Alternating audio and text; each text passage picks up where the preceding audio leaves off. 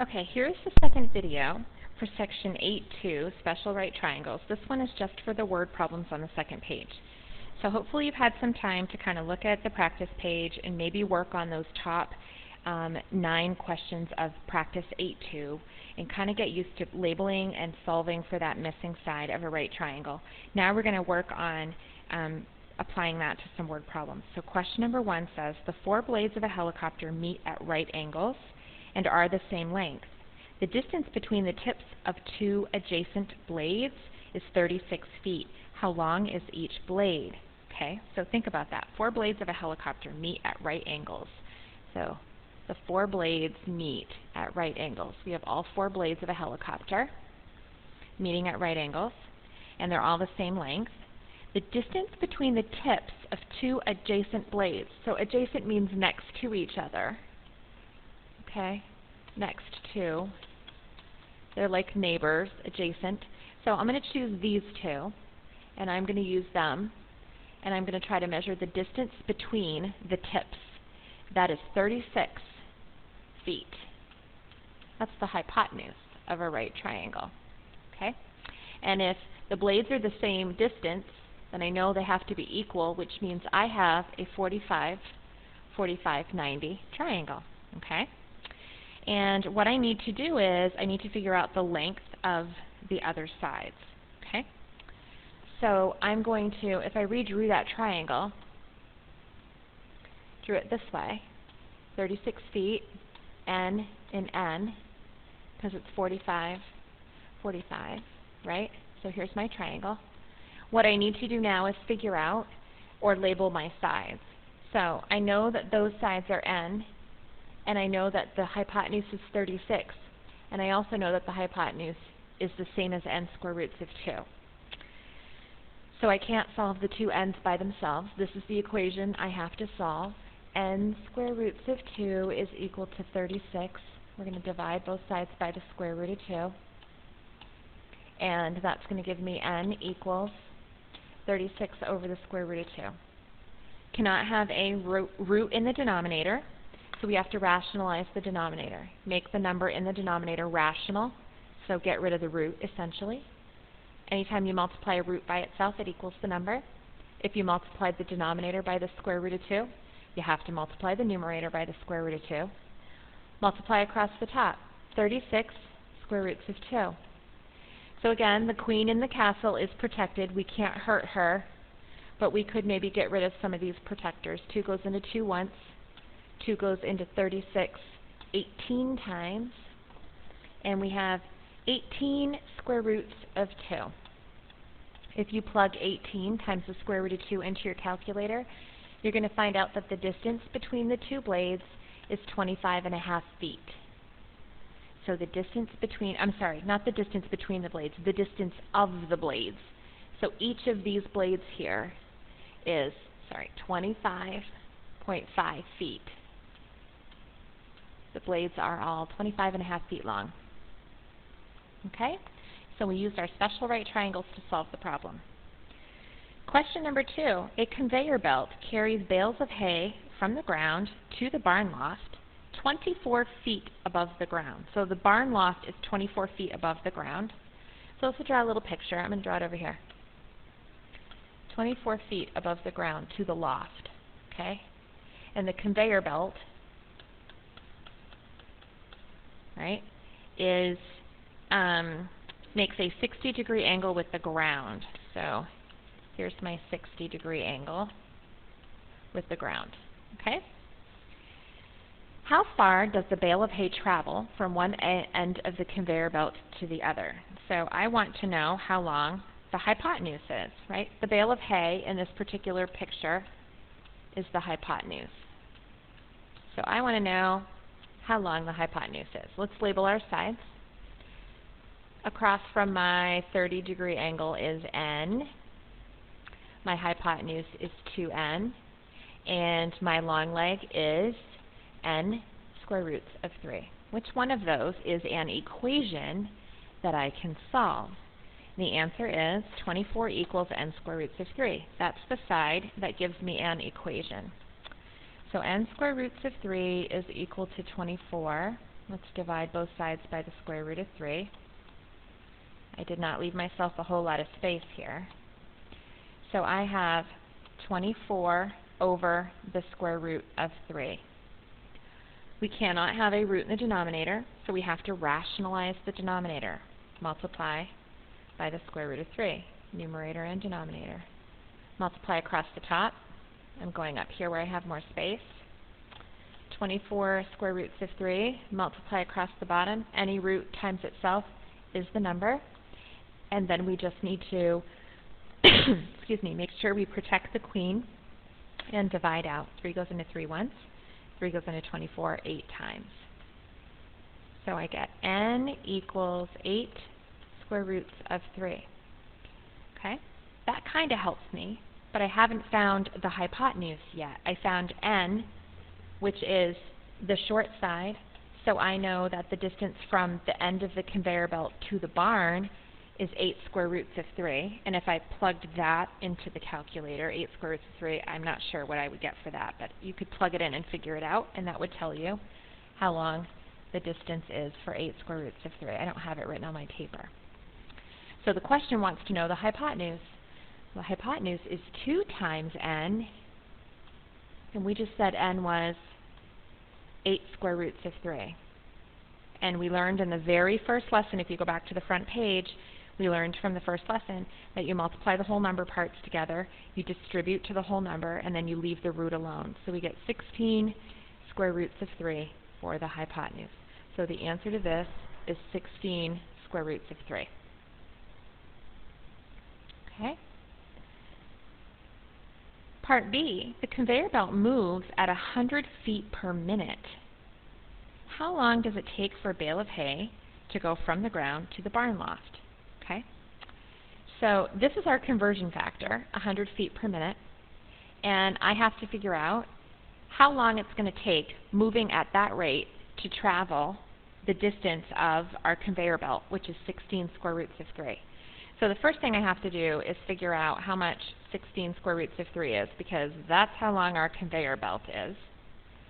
So 16 times the square root of 3 using the calculator is 27.7. Okay? So we're starting off with a distance of 27.7 feet. Okay? And I need to know how long it takes. All right? So I'm going to say 27.7 feet times, and then I'm going to use my conversion, and a conversion is always written in fraction form, and so this is considered a whole number, or over 1, so it's considered to be in the numerator of the fraction. So I have to put the 100 feet in the denominator of the fraction, and I have to put the 1 minute in the numerator of the fraction.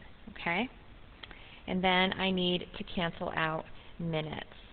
And then what you need to do is, we're dividing by 100, so we need to know how many minutes it's going to take for the conveyor belt to move. It goes 100 feet per minute, and so I need to know, and I'm just going to go across the top, so I'm going to end up with 27.7 divided by 100, which is 0.277 minutes.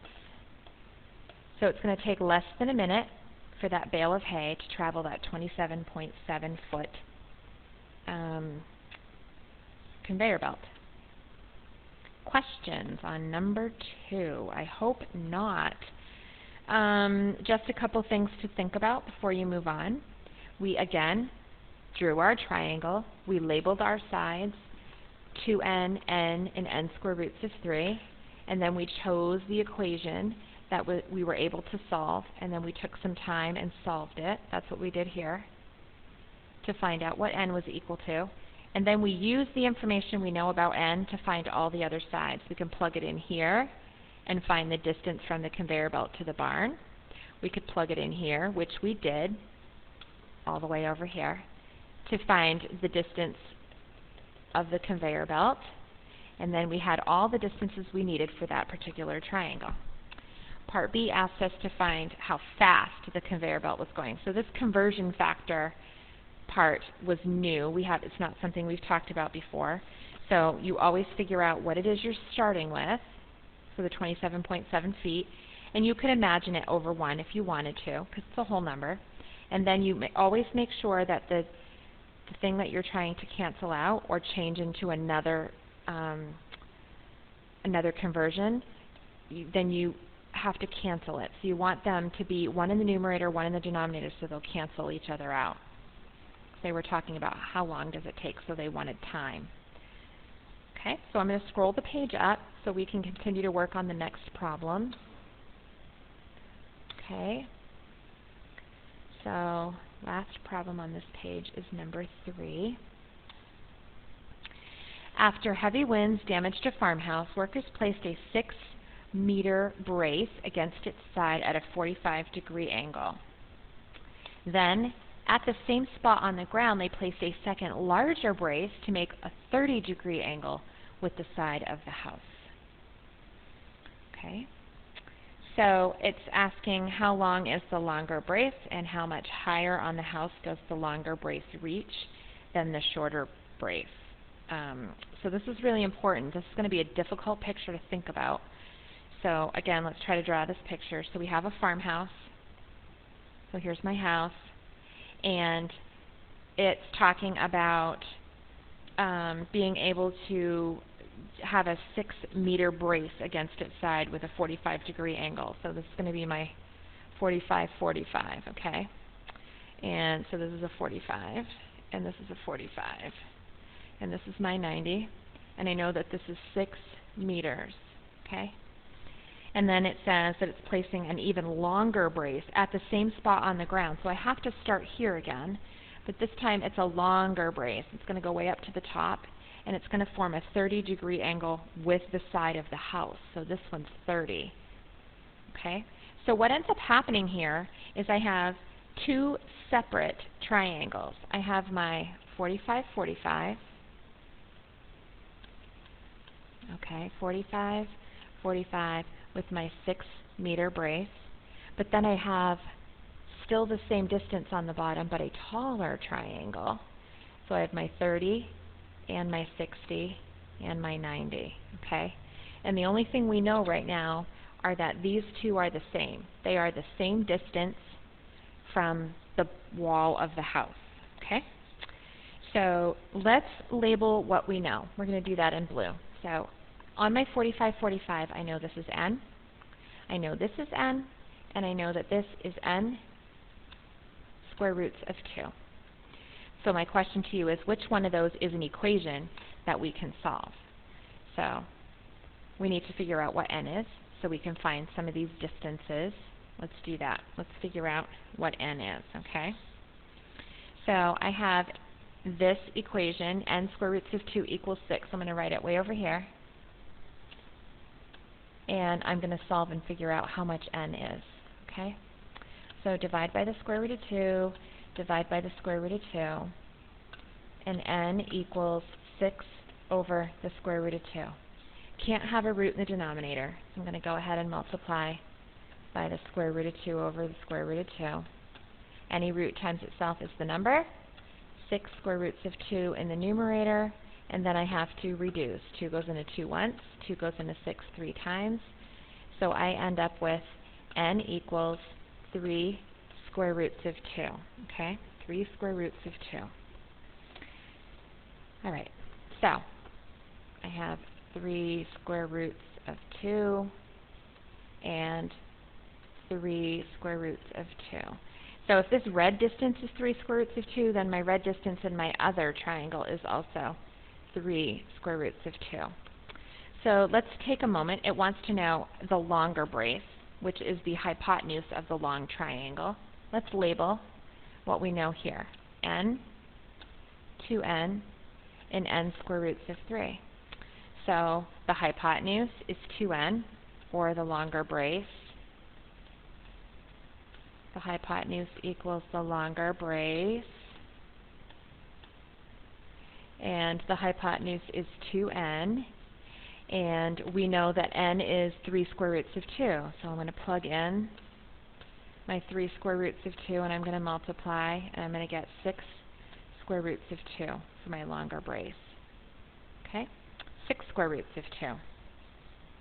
If you wanted to, you could figure that out on your calculator and find out that the longer brace is 8.5 meters, and that's acceptable as well. And then how much higher on the house does the longer brace reach than the shorter brace? So the shorter brace was 3 square roots of 2. Okay. And the longer brace is n square roots of 3. Remember, we already know what n is. It's 3 square roots of 2. So let's plug that in there and see what we get. So we get 3 square roots of 6. So the question becomes, which one or how much longer does one brace reach? How much higher on the house does the longer brace reach than the shorter brace? So you're going to have to take these, calculate them as decimals. So figure out on your calculator what they are decimally, and then you need to take the difference, longer brace minus shorter brace.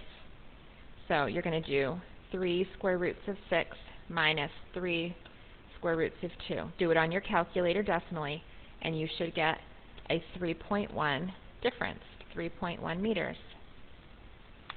Okay? So that's how we take these triangles and apply them to word problems. It's truly all about drawing an accurate picture, labeling the sides, and then solving the equation.